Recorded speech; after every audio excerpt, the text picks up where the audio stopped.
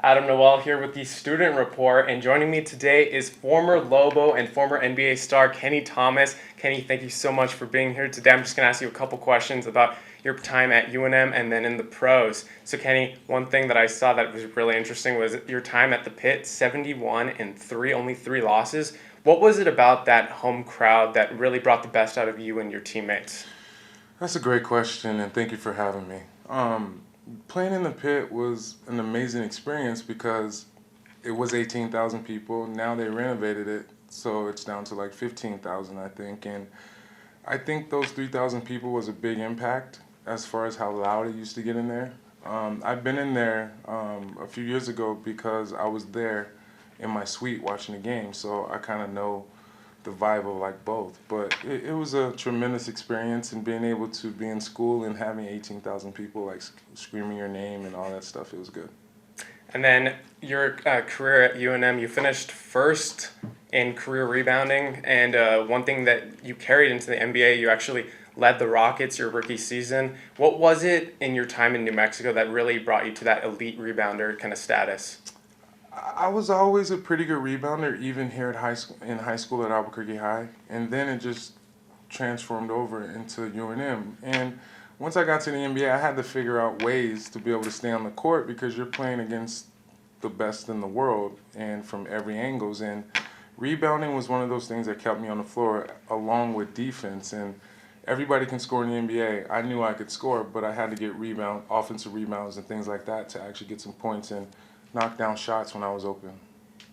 And then there's a trend going on in the NBA right now with a lot of teams going for smaller lineups, smaller bigs, and centers. And one of the things you spent your whole career at power forward, and you were 6'7", a little bit undersized comparable to the competition. What made you kind of play bigger than you were at your size? That's a great question. That is a great question. The fact I think I had a lot of heart, and I have the same amount of heart in business. I'm very competitive. And the fact that I was able to do some of the things that I was doing, it was like, whoa. But at the same time, with me being undersized, I used my quickness as an advantage because there was guys like Tim Duncan, 7 feet, David Robinson, 7 feet. There's a lot,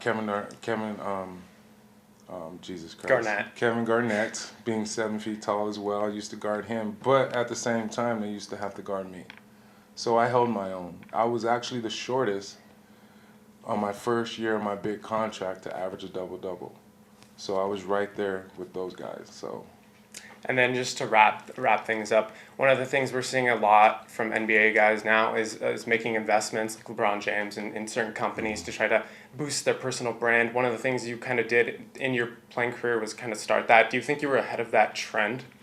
No, because back then, I think the bigger name guys were the ones that were connecting to the business people. I didn't have a lot of those doors open up to me until now after I've been done because I've been hustling, getting my stuff together after basketball. It's almost been 10 years since I've been retired, but I have a brand, I have a name, so I'm using that brand to make partnerships and create relationships for long term. I want a legacy when I'm done. I just don't want to be talked about because I was able to play basketball. I want to be talked about because I was an overall good person and a businessman. Thank you so much for your time. He's Kenny Thomas. I'm Adam Noel, and that's all for us here at the Student Report.